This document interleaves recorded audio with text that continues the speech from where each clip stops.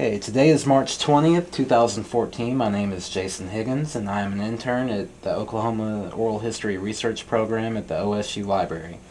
I'm in Langston, Oklahoma to speak with James Simpson regarding his experiences as part of the Spotlighting Oklahoma Oral History Project. Mr. Simpson, I would like to thank you for joining me today. Oh, you're welcome. So, we'll begin with, what's your full name? James Allen Simpson. Okay. And when and where were you born? I was born in Zanesville, Ohio on September the 24th, 1931. Okay. So was that an urban environment? Rural? Yeah. Zanesville is a small town in southeastern Ohio, 50 miles due east of Columbus on old Route 40. At the time, it had about 45 to 50,000 people.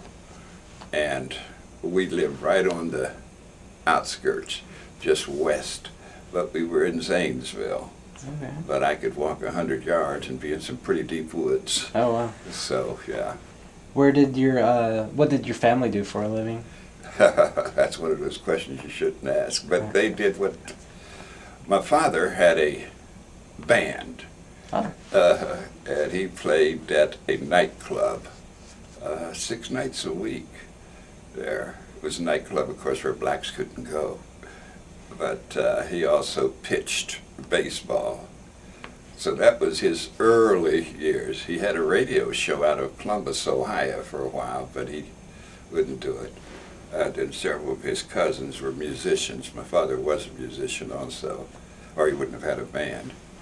And they tried to get him to leave and go to New York with them, but he wouldn't go. Because by then he had started a family. Okay. I think he might have started a family before he wanted to, but he'd started a family. Yeah. Did he play? My mother did not work. She worked all the time, 13 children, but she did not work away from the home. She did one time. Dad would go to work. He started working for, I believe he was working for the city. I'm not sure of that. And while he was working for the city, he would leave at 7 or 8 in the morning and get home at 5. Then she took a job at David & Davies, which was a packing company. She'd go over there and clean up the offices while he was gone and get home before he got home, so he wouldn't know that she was working. He was from one of those families where the women didn't work. Mm. Yeah, the women didn't work. So do you know much about your family history? Would you mind talking about that at all? Well, I know a little bit about it. I don't know. I was probably a lot closer to my mother's family than I was to my father's family. Both lived right there in Zanesville. My grandmother, great-grandmother, was a lady, we called her Grandma Singer. And I learned almost all of the edible weeds, plants, because I guess she was in her 90s, and she would come and get me to go to the woods with her, and we would pick everything: dandelion, shepherd's sprout, bear's paw, wow. You name it. If we picked it. I don't think she ever knew my name. She would just call me boy, and that's what I was. I was sort of her boy. But Grandma Singer was born, probably in the early 1840s in Cutler, Ohio. Really, she was born in an Indian village right outside of Cutler, down by Marietta, Ohio. And then Grandpa Singer was one of those runaway slaves. And as near as they could figure, he crossed that Ohio River in 1854, got pneumonia. They put him there in Marietta. Then they hit him out in Cutler, and that's where he met Grandma. So that part of the family I know because I knew them pretty well. They both lived to be over 100, and I used to talk to them. Then coming down, there were so many people in the family. It was one of those situations where right after that Civil War, so many of the men did not come back. And so some of my relatives, well, let me put it like this. They used to send me to carry food to Grandma Holbert, that's my grandfather's name, and she was Dutch. So she would have on her wooden shoes and so forth. And I would go, she'd give me those windmill cookies. They were so hard you couldn't eat them if you soaked them. But, so that part of the family I knew pretty well because, as I said, they were kind of close-knit. We all grew up together. Grandma had 3 or 4 sisters, Aunt Grace, Aunt Rose, Aunt Edith had those sisters. I never knew her brothers, Uncle John. I don't even know the other brother's name, but I did know those aunts because they were all right there. Yeah. Did your grandmother ever pass down any stories to you? No. I never talked to her. I mean, your great-grandmother. I know. Never talked to her about anything like that. No. I only knew about those stories because my mother loved history, and she knew. And of course, she was close to them. My mother was the oldest of Grandma Singer's daughter, Liza Jane. But she used to get mad when I called her that, but I would always call her that because I was her boy. I was the oldest grandchild, and I could get away with anything because I was Francis's son, and she was the oldest granddaughter. And they all loved Francis, so I could get away with anything. The other kids couldn't, but I could, And were you the oldest? I was the oldest. Actually, I had a cousin who was my mother's younger sister, had a daughter, Jean. Jean was about 6 months older, but Jean was independent. She was a non-entity. I was the family. I hate to say it. I stayed with them a lot, Mom had 4 brothers and 1 sister. It's her sister who named me. And then those brothers, I would go fishing with them, hunting. I was a favored son. And all the other grandkids, they seem to accept that. Even when I see them now, they still accept that. This is Alan. He's special, and it makes you feel special. Even though you don't have a thing, nothing, but you feel like, maybe I am a little special. So what was it like going to school? School was different. My grade school was Munson Elementary School, which is about 8 or 10 blocks from where we lived. The neighborhood I lived in was turning over, and that was in the 30s. And it was about, the family next door was white. The family on the left, which would have been west, and the family on the east side was white. The family right in back of us was white. So growing up, we had that type of a relationship, and yet we all knew there was a difference, And so when I went to school, I used to get a little upset because there was not a black teacher, not a janitor, nobody on the yard. I would get a little upset as a kid.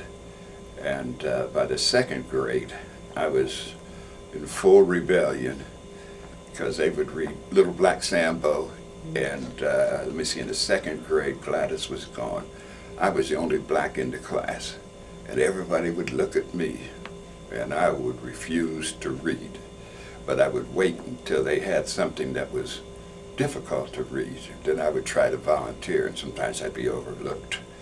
But I mentioned Little Black Sam, but there were some songs they used to sing. And I wouldn't sing them. Way down up on the Swanee River. There's where but anyway. And there you were felt some that songs as a that had young racial child. overtones, huh? And you felt that as a young Oh, child. yes, I did. I don't know when I started that feeling. I wouldn't put oil on my hair. I think I had the first afro. I must have been 9 or 10, but I wouldn't. Zanesville was an interesting city. National Geographic carried an article on it because so many of the families there were mixed. There was black, white. The part that was really difficult was some of those families, the woman might have 4 or 5 kids, and they were white. And then she would marry a black man and have some kids. Of course, they are black. There's no such thing as part black. You're black, you're black. In America. So then those kids, of course, would be close.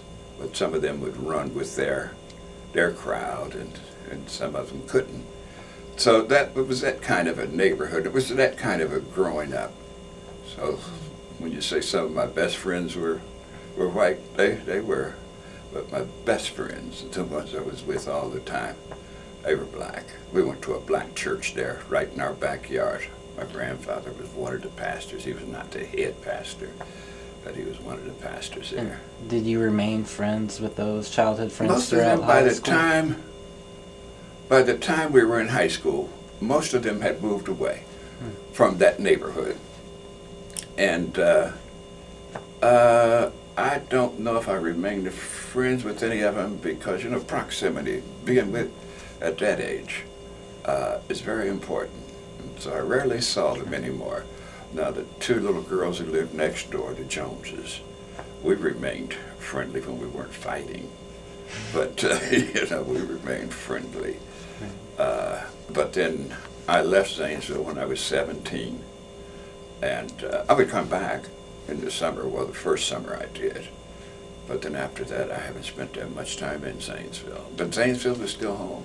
Right. That's Did where you start. graduate high school from Zanesville? Yeah, I graduated high school there. What year was that? 1949. Oh, okay. 1949. I had to go back probably about 4 weeks because while I was in high school, I was working at a drugstore. I started working at a drugstore there downtown when I was in the 8th grade, spring semester of the 8th grade. I wasn't old enough to get a work permit, I guess they called it back then. They paid me cash. But I enjoyed that because I always loved chemistry. I always had, one of the first gifts I got in the 2nd grade was a chemistry set. I had read an article about George Washington Carver, and that just intrigued me. Yeah. So I don't want to skip ahead too much. Did that influence your decision to go to ski? Oh, no. No, okay. I never intended to go to college. College was never on my radar. No, that didn't influence it at all. So, money influenced that.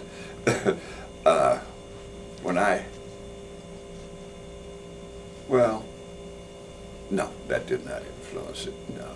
So let's talk about that then, the financial aspect. Well, I was working at the drugstore, and then one of my mother's brother, Uncle Roy, he was working at a department store downtown, about a block and a half away. And one of the people working with him, he was a janitor, got sick, and they asked me, could I fill in? And I said, yeah, they were paying like 75 cents an hour, 48 hours a week, $6 a day. Yeah, I can fill in. Well, that filling in lasted from that spring of my junior year until I graduated, which meant then I still worked at the drugstore. So I was working 48, I was working 64 hours a week going to high school. Wow. I would go to work at 4 at the drugstore, get off at 6, and then go on to the department store and work till 2 the next morning. Well, by then the buses had stopped running, so then I'd have to get out and walk home across the Y Bridge, about 1.25 miles.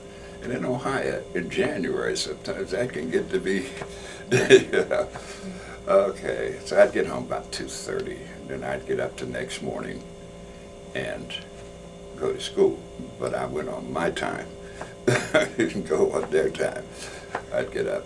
Had a buddy who was 2 years ahead of me. He had finished high school. He was working at a loading dock. Am I talking too much? Because I told you once I start talking, it's great. He was working on a loading dock down there at the railroad, 2nd Street, 2nd and Main. I'd usually stop there and get some fruit, bananas, whatever they were unloading from the railroad cars that day, commodities. And then I would go on, because I had a chemistry class. This is my senior year. I had a chemistry class that I wouldn't miss no matter what. So then after I got through, then I had to go by the vice principal's office, dean of men, and get a slip, which would let me go. And I went in there one morning to get my slip, and they wouldn't give it to me. So I raised some sand, but they told me, well, no, until Mr. Buxton comes out and talks to you. So he came out and he said, Alan, there's no problem. I want you to take this test. He gave me a test. I sat down there and took the test. It was a multiple choice, 100 questions. I don't remember. That's how much impression it made on me. Right. Gave him the test. They gave him my slip, and that was the end of it. I never thought of that test again. In August, no, it was middle of September. Well, I was saying that I had to go about a month after school was out, because every time I went late, then they would give me an additional day of that I'd have, tardy. So when I graduated, I didn't get my diploma because I had all that bad time. So then I had to go during the day and make up that bad time. In the meantime, I had been trying to play football. And obviously I had to give that up, but I wasn't going to. We played the Big Blue September, I think it was the 24th, because it was my birthday. That's when I was diagnosed. But nevertheless, I got in the game and scored a touchdown after, not that I was a star player or anything, but in overtime, really, because on a defensive penalty, we had managed to score. And they had been state champs the year before. So the next morning it was all headlines, but not for me because I was sick. So they took me to the hospital and diagnosed me with peptic ulcers. And that was sort of the end of my football career. I was passing blood from every orifice in my body. I won't go into any detail, but yeah, I was sick. But I laid around for a day or two, and I went on back to my work schedule and went back to school. So what's that got to do with anything? Don't ask me. Don't get me talking. I just shut up. But anyway, I finished up, and I was trying to decide what to do, because the job that I had been taking at Weber's, the department store, had played out. The guy did come back. So now I'm finished. I've got to give me a full-time job. I can't work part-time. My big idea was to get that job running the elevator at the bank, because you went in a white shirt and a tie, and you didn't have to go out in the snow and the rain. I said, this is very good, this is very good. But all through high school, I had terrible grades, terrible, I mean, deplorable. But they would give us these exams. I don't know where that was common to Zanesville, the state of Ohio, or nationwide. And I would always go back the next year, and they would have me in all these advanced courses, college prep, AP. I don't think they called them that then, but they'd have a certain group. There were about, in my graduating class, there were 365. Okay, so I would say my sophomore year was probably 400 or 500, because students dropped out then.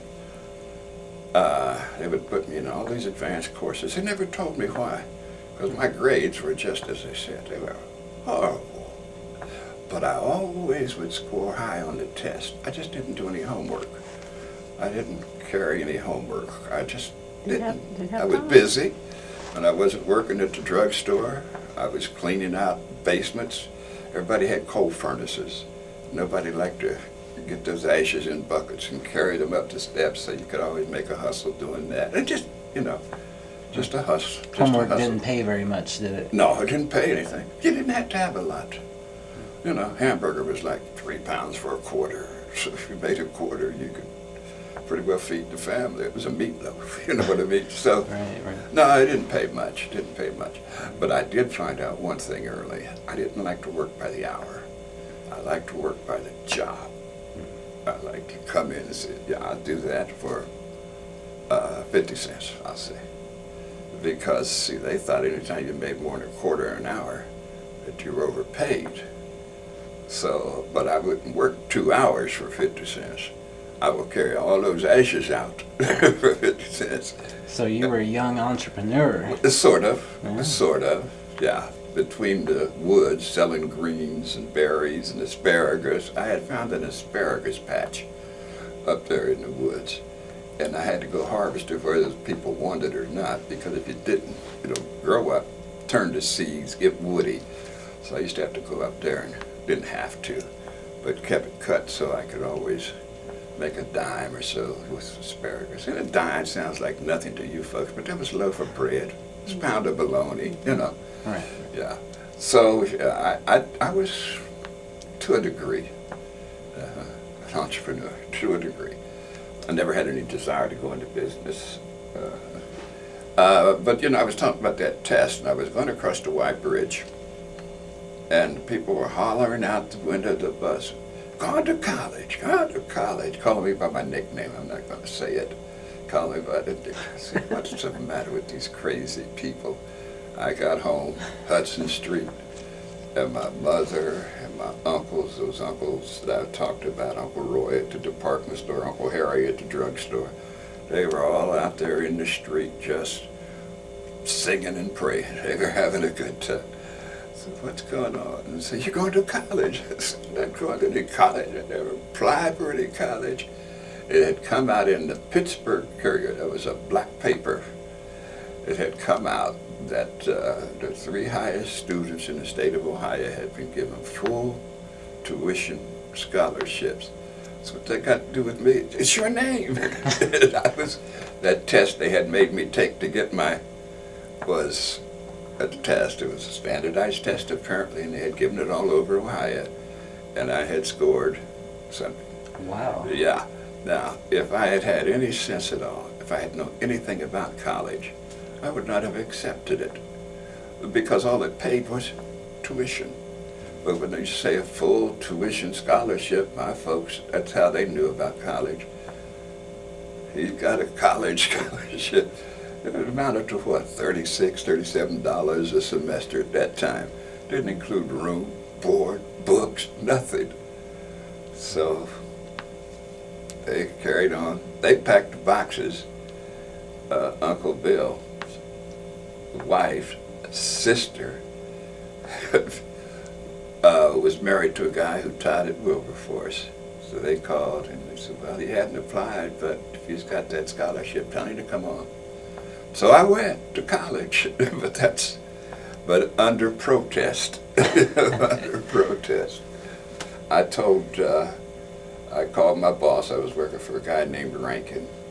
He was a big booster when we were playing football, and so I had been working for him. He had just opened a new insurance firm. But my mother had worked for him, and his oldest son was Allen. I think that's where the Allen came from, even though it was my auntie who had given me that name. I need to take off a week. He said, "Take off a week for what?" I said, "Well, Mom wants me to go to college." He said, "You go to college for a week?" I said, "At the most." Maybe back before then, but I'm going to keep Mom happy. So as I said, that was how I went to college. I was in college maybe 2 days, 3 at the absolute most. I felt like one of those Baptist preachers. I got the call. This is where I'm going to be the rest of my life. My first black teacher, ironically, was from Muskogee, Oklahoma, Sammy Sadler. And her father had written the school song at Langston. Of course, I didn't know anything about Langston, but that was my first black teacher, was freshman English. That was the first black teacher I ever had. So did you enjoy the readings in that class more than... Oh, she was a good-looking, well-built, and I was 17, turned 18. Right. You weren't too worried about the reading. But I did well at her class. Considering my transcript. It was interesting. Back way before your time, you may remember, they used to have typewriters. And the typewriter had a ribbon on it, which had a red and a black, so that you could hit a button and type in red or type in black for the computer. Nevertheless, I was an unusual student.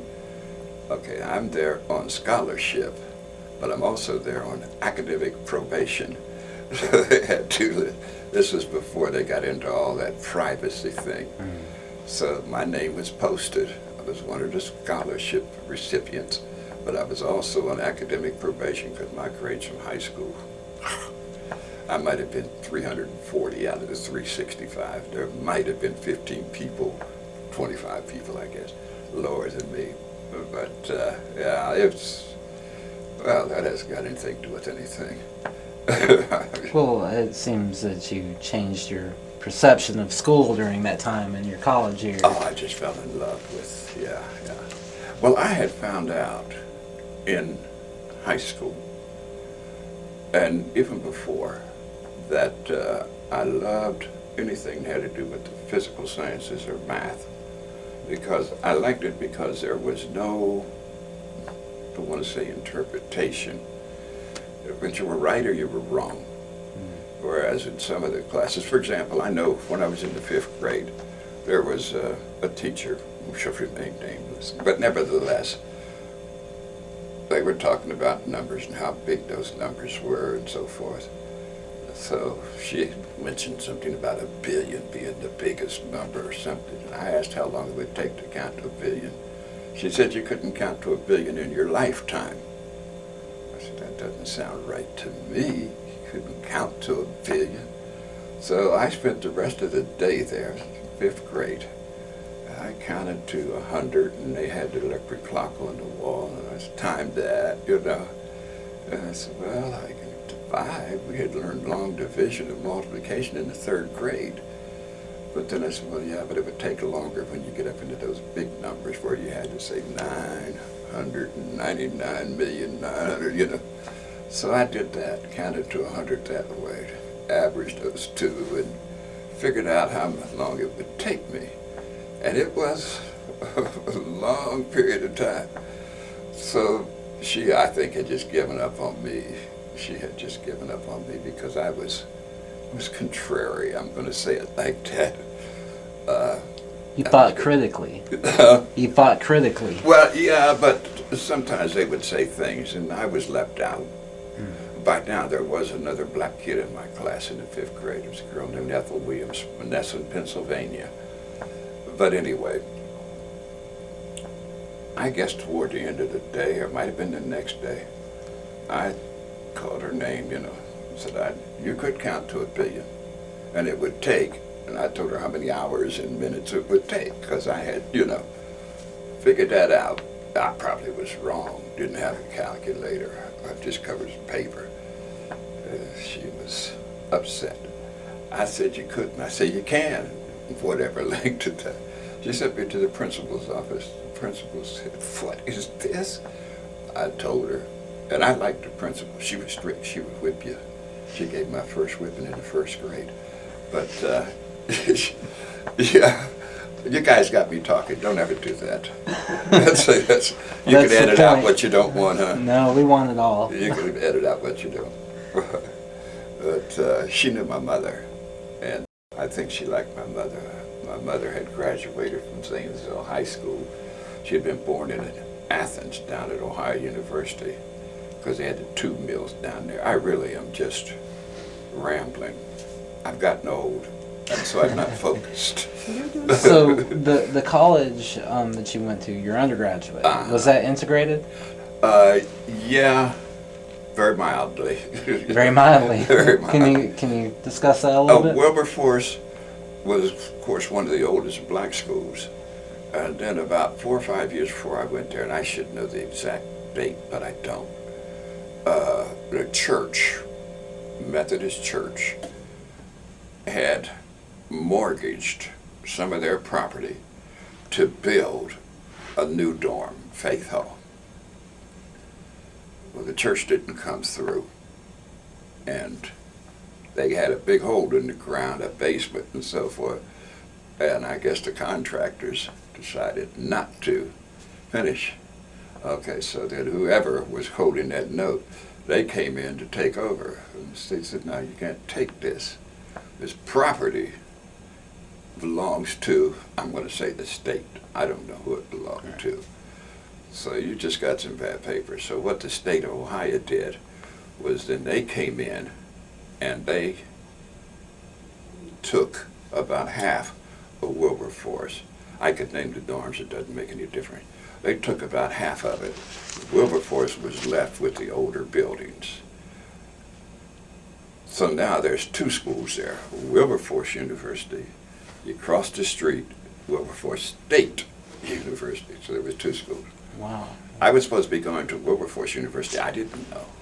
Didn't know anything about this because it was United Negro College Fund that was given my scholarship, and they don't give to state schools.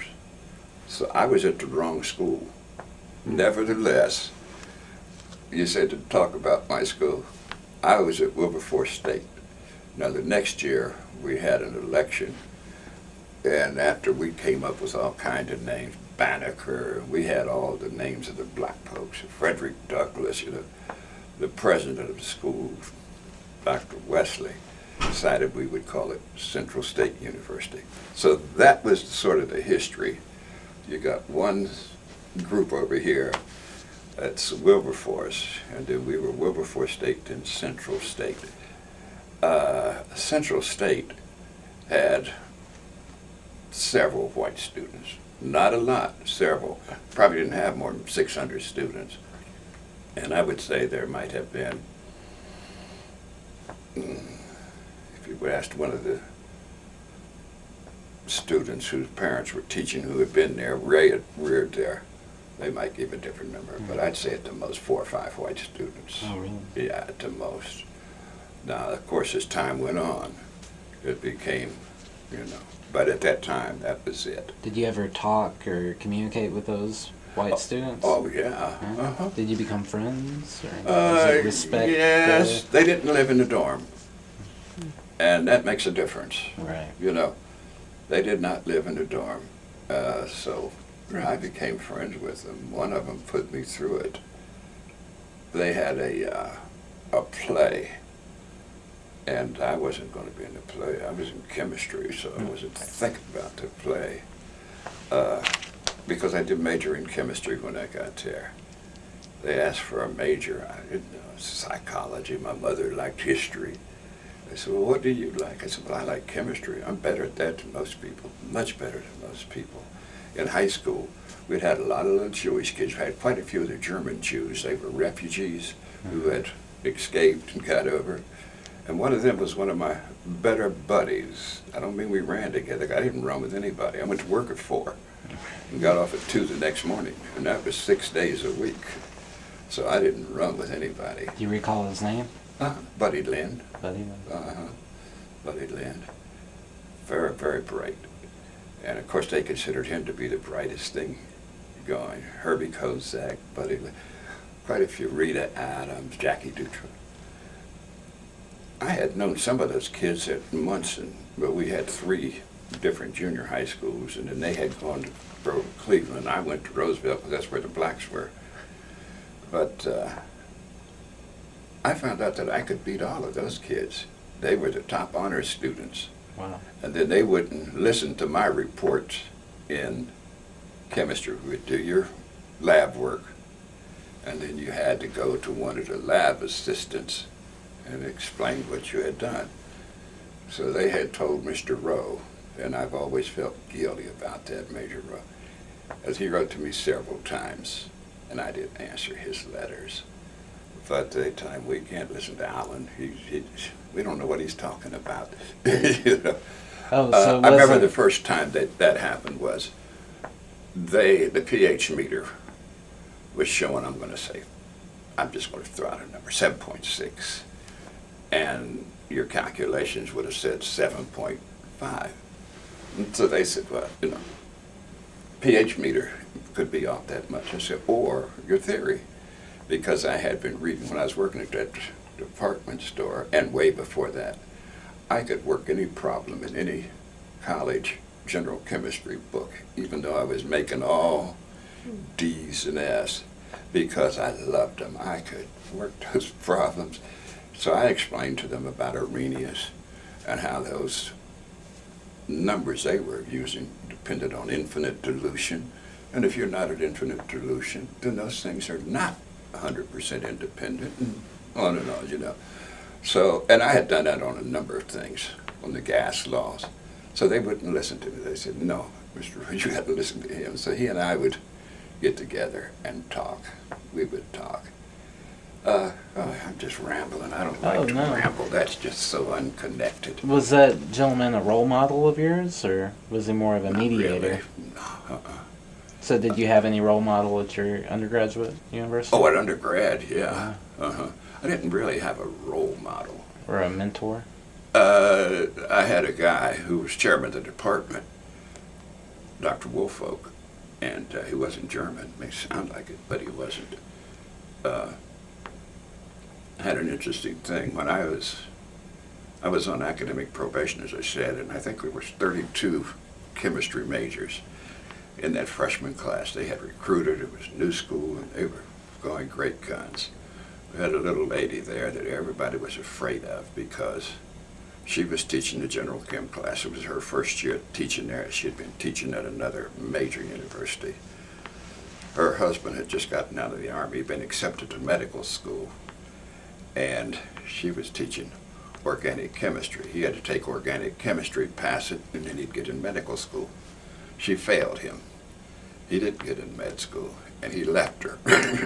Okay, she left Washington, D.C. It was at Howard. So that was my general chem teacher. She thought tough, but she gave out 28 F's, 3 C's, and an A. I got the A. And you can imagine how that swept across the campus, a little small campus, you know. Everybody knew everybody's business. So you know what they were saying. The little yellow-eyed, big-head boy, he got, you know, that type of thing. But she didn't become a mentor because she was gone the next year. They got rid of her. She was probably a little too tough. I loved her. I loved her. Then the lady that I liked was the one who taught me analytical chemistry. Her name was Leela Cochran Green. She had been holding down that job because her husband was finishing up his PhD at Ohio State, and she was holding that down for him. But she was a brilliant, brilliant woman. Her hobby was correcting the Latin slogans on, you know, advertisements. Used to be a lot of people would have Latin phrases, and she would correct syntax, grammar. So Right. I loved her. I really did. And she liked me. But she and I would just fight all the time. We'd just fight. Oh, we'd fight because they had opened. I'm just rambling. Let me stop. That's just rambling. I didn't have a role model. The chairman of the department was a guy named Woolfolk. And he had decided that I was, you know, I was his boy, I guess. Highly intelligent. Well, no, not that I was so intelligent, but I could do chemistry. I wasn't that good a student. I mean, I was, you know, I didn't fail anything. But I had a student named John Maxwell who reminded me of myself somewhat. He's dead now in Tulsa. His high school chemistry teacher brought him out. His high school chemistry teacher happened to have been my brother-in-law. The wife had been dead for years, way before I met him. And he told me, this is a boy who's good. And he was good. But he might say make A in chemistry, in calculus, and F in everything else. Just didn't. So you graduated with your bachelor's in science, chemistry? Yeah. And did you go to... well, when I graduated, I was in the ROTC, so I planned to go to the Army at, you know, regular commission. I was the, what did they call it then? There were about 2 or 3 of us. We got our degrees, and we were distinguished military graduates. That probably is not the right term. We got regular Army commissions. Everybody else in our OTC got a reserve commission. What year is that? 53. 53. It's right at the end of the Korean War. Right at the end of right at the end of the Korean War. The Korean War was over about 2 weeks after I graduated. Oh, okay. I think I graduated on June 10th, and I think that Korean War was over might have been over weeks before, but it was within, you know, very close. that narrow a range. So did you go to officer training school? Well, when I finished, I had not applied to any graduate schools. And then my major professor and I had kind of fallen out. He wanted to be all chemistry, and I got involved in fraternity. I was president of my fraternity. Which one? Alpha Phi Alpha. Okay, I was president of our chapter.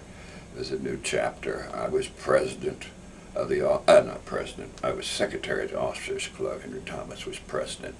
And I had just gotten involved in a lot of things. I talked about that white girl that I'd gotten to know because the guy who was over the theater arts program had recruited me to play the young chemist in Black No More.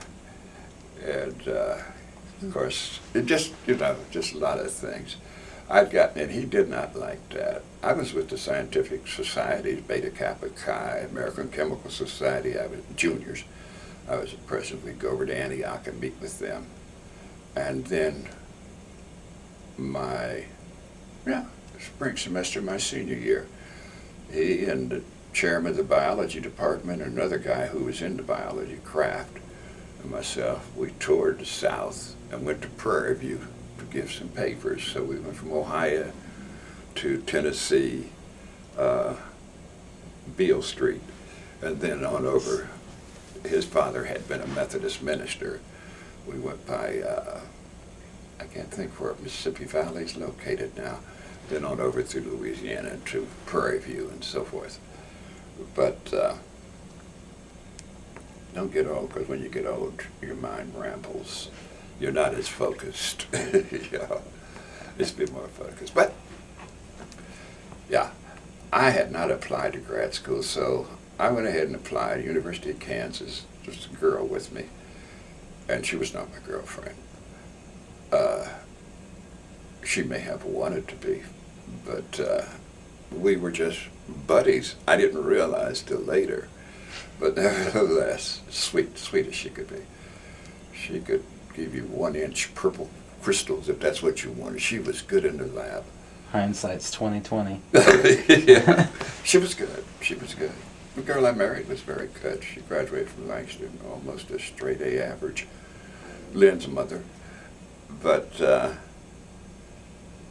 University of Kansas gave me a scholarship, $1,200, put me on the waiting list because I was so late applying. And they said, I would probably get it because they give out the scholarships and some people take 2 and 3. And then when it's time to enroll, they choose, and so they usually then have polite refusals. And so I'd probably get one. $1,200 a year. Doesn't sound like anything to you folks. So then this Woolfolk, he called Tuskegee and told him, we got a good one here. I'd like for you to look at how much will you like? So we give him $1,800 a year. Well, I mean, nothing to consider. $1,800. That was a lot of money to me. To me, they tried to get me to go into. They were starting a program at Ohio State where you would go to your undergrad school, Wilberforce in my particular case, Central State, and then you would take courses there in the medical school. It was like a 6-7 year program. When you finish, you get your MD and your bachelor's degree. Oh, wow. And they were going to pay the fees. All I had to come up with was room and board. Well, by then I was pretty sophisticated, but it also meant I would have to give up all my other activities. And I wasn't about to give those up. Plus the fact I didn't expect to get $1 a month from home. Anything I had. So you went to Tuskegee for financial reasons? Beg your pardon? You went to Tuskegee for financial reasons? I would say, that's the reason why I said it wasn't so much Carver as the $1,800. Right. Yeah. It was in the Carver Foundation, which was ironic because that was probably my first, that was probably my first inspiration. I liked Tuskegee. I loved it. I really think I treated college not like a vacation. I was serious about my studies, but I had worked so hard through junior high, high school, that I got to college and they were talking about working 36 hours a week from a room, and boy, oh, I can do that standing on my head, you know what I mean? Okay. Right. I still have plenty of time to do everything else. So, okay. Play cards, just do it all. Yeah, it was, yeah. So what was the biggest difference between the campus at Tuskegee and Central State? Do you think? If I had to put my finger on a real difference, it would be difficult. Kids at Central State were mostly, not entirely, Ohio, of course, had the biggest group. Had about 50 kids from Oklahoma there. It was the biggest club on the campus, was the Oklahoma Club. So many of those people had gone to Wilberforce. The guy who was principal over there at the black school, superintendent, the whole ball of wax in Stillwater, he was a Wilberforce graduate, and on and on. But what would be the biggest difference? It would probably be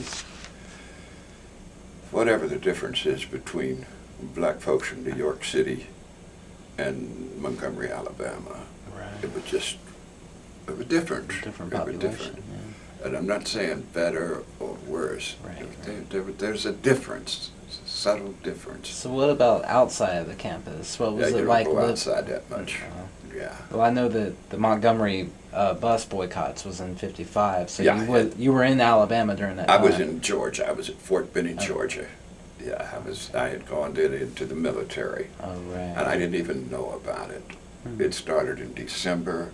I was finishing up that program that they put you through once you get your commission, and then I'd gotten my papers to go to Korea. So by the time they really got to rolling on that bus boycott, I was in Korea. So, did you graduate with your master's before you went to Korea? Uh-huh. Oh, okay. Yeah. How long did it take you? 2 years. Oh. Yeah, it was 2 years. Would have taken longer if they would have given me the money. I was having a good time. Right. But anyway, 2 years. What did you guys do on campus to relax? Oh, gracious.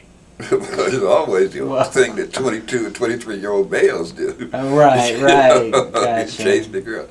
I had a couple of buddies. I had one buddy from Xavier in New Orleans. We played tennis probably every day, no matter what the temperature was. We played intramural basketball. We played cards. There was a club. Did they call that club 29? We used to go over there, drink beer, because they would have all those guys come through who became famous later on. All came through that club, so we would go over there with just a big barn with a bunch of tables, a lot of beer, and everybody would go over there. But we'd even go, we were in the student affiliates of the American Chemical Society, so we would go over to, I don't know where it was, Auburn or University of Alabama. But we stayed together, because at that time, of course, Wallace hadn't made his famous segregation forever statement, but we would stay together. We'd go to the American Chemical Society meetings. Can you recall any incidents that ever No, happened? had no incidents. No, we deliberately avoided them. I didn't deliberately avoid them. But the group did. Yeah, and we were traveling with our professors at Tuskegee, and some of them were pretty bitter. They wouldn't let them vote. They had PhDs from University of Toronto, Iowa, and so forth, but they couldn't pass the literacy test to vote. You know. And that was still part of the grandfather clause during that time, yeah. Yeah, but yeah, they couldn't vote. They would pass. They would fail the literacy test. So I didn't have any real desire to stay in that area. Right. I didn't have any real desire to stay in that area. I don't think I was bitter. I had been reared in Ohio, which has had the reputation for being, Right. Liberal. But by the time, as I said, I was 8 or 10 years old, I realized this is a sham. It's not liberal. It's just as segregated. I found out that it wasn't as segregated as the South. It was segregated. You couldn't get a soda at, I won't call the name of the restaurant, I don't want to be sued in case this should ever be put out, Sure. but you couldn't get a soda there. We'd go to play football in Columbus and Reynoldsburg. They would want the black players to eat on the bus, and, just things like that. So I knew Ohio was no, yeah. I was an exchange student at Oberlin, and I think of all the places that all the places I was in Ohio, that I liked Oberlin better than any place I'd ever been. It had that reputation, and there was an atmosphere that was good. I was an exchange student at Oberlin, just a month. And then I liked Antioch. Antioch was just 4 or 5 miles from where I was. These may be schools you're not familiar with. No, I'm not. Oberlin. Oh, I've heard of Oberlin. Oberlin, yeah. Antioch was, that's Did where you have Loretta any Scott King went. Did you have any classes with any or professors who were historically significant at Tuskegee? No. No. Okay. No. Okay. No. So I guess we can start talking about your military service. My military service is not, Did you join the Army for financial reasons or patriotic? Okay, in 1940, when I went to school, every male was in ROTC at that school. If you were a bit above a certain age, had some physical, you could get out of it, but you had to work to get out of it. But I'd never tried, so I was in ROTC. That's By what you default. did. Yeah, okay. That's what you did. So I did those 2 years, but then once you got out of ROTC, there was a good chance that you'd be drafted. Well, I thought I was pretty safe there. My roommate was a guy who studying religion, and I was in chemistry, so I thought I'd be pretty safe there. I had no desire to go to Korea and fight for my country. I didn't object to fighting for my country, but we got there as freshmen, in '49. The war was really just getting started. We saw that group of guys, maybe 25 or 30 of them, get their bars. They were second lieutenants in the Army. One of them went on to become a general. But they graduated in June. And by the time we got back there in September, about 8 or 10 of them, and they were the top students in that school, captain of the basketball team, they were dead, killed in Korea, I had no desire for that. I mean, I might have been a little of a rebel, but I wasn't that much of a rebel. So no, I had no desire to go there. So I said, well, I'm going to ride this ROTC thing. So then into my sophomore year, we had to take the test. We took the test, got in advanced ROTC. And did the advanced ROTC. You got to 90 cents a day. $27 1 month, 27, Right. Yeah. So we did the ROTC, and that was my military career. That's how I got in the military. Not that I was interested in the military, not at all. Right. But it was not draft dodging, but all of us were staying away from that. It was pretty much unheard of during that time to dodge the draft, right? Yeah. Well, it was There were frowned some upon. people who were doing it. They were fake illnesses. They would find things. It never crossed your mind? I always laughed at my father. My father pitched semi-pro baseball. He pitched against all of those teams and players you've heard of. My uncles couldn't, bad feet, overweight, the whole thing, Mom's brothers. They all went to the Army. They declared my dad 4F because he had something. He was so much better physically able to have gone. So no, I just didn't have any desire to go into the Army. And yet, when I finished high school, that was my intention. The Korean War just started then, in '49. So I was planning on going. So you were an occupation force. When I went, What years were that? 55 to 57. So what was it like going to Korea, coming from, you were just out of the South, right? Just out of the and South. you went to South Korea. What was that like? No problem. No problem? No problem at all. No, I didn't see anything. Well, we went to Korea. They had 205, 212 officers in a company. That's when we were going through our advanced basic training. Advanced basic. But anyways, when we were going through our training there. Oxymoron. Yeah, it is. It Yeah. is. But that's, yeah. I had signed up to go to, I forgot, Aberdeen, I believe. Some of them had signed up to go there. My second choice was Ethiopia because I'd always been fascinated by the history and so on. And all of them had signed up for different tours. Germany is here and here. I think when it got through 195 of it, 205 of us were sent to Korea. Okay. So when we got to Korea as young second lieutenants, we ran everything over there because the next company right behind us, a week behind us, they did the same thing with them, which meant that every PX officer, every little detail, I won't say what kind, in Korea was somebody from one of those two companies. We had those barracks where you have like an H with a common dining room, so we all knew, you know.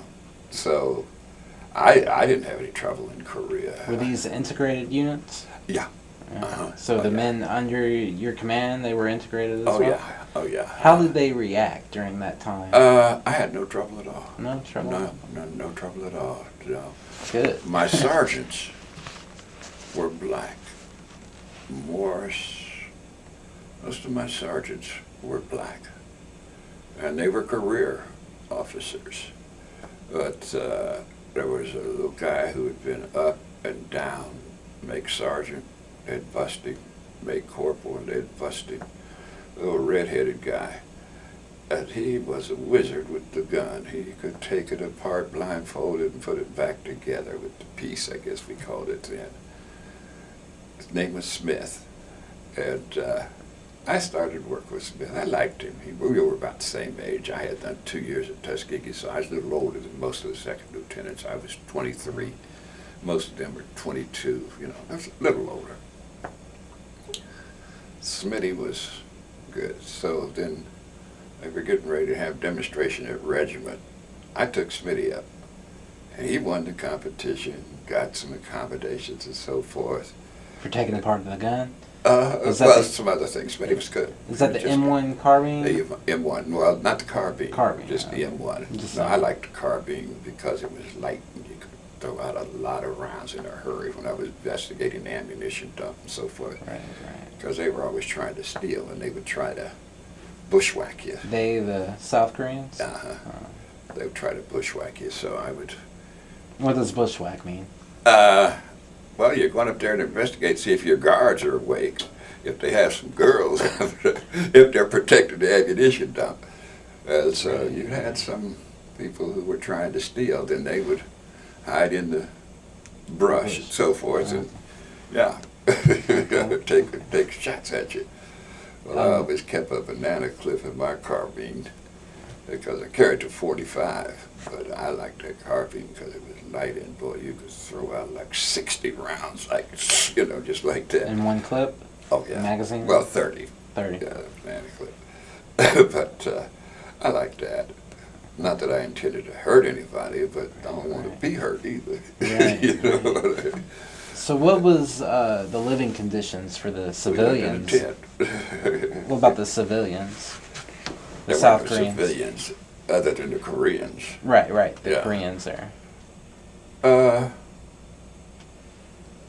They had what you see on television. Typical, I hate to call them a hut, it's their house. I was fascinated because they used every square foot, I'm going to say. They might have cucumbers growing on their roof, dangling down. They used their space. They used their space. I found most of them to be, well, they're standoffish, very standoffish, until they get to know you. And then they were just people. That's been my experience almost every place I've been. On a one-on-one basis, whether it's an airplane or wherever, on a one-on-one basis, those people are just people. when they get with their group, then they have to assume the identity and the manners of the group. Right. But if it's just one-on-one, I found most people to be that way. So I enjoyed Korea as much as you could enjoy it. It was a tour of duty. I wasn't going to fight it. I mean, might as well enjoy it.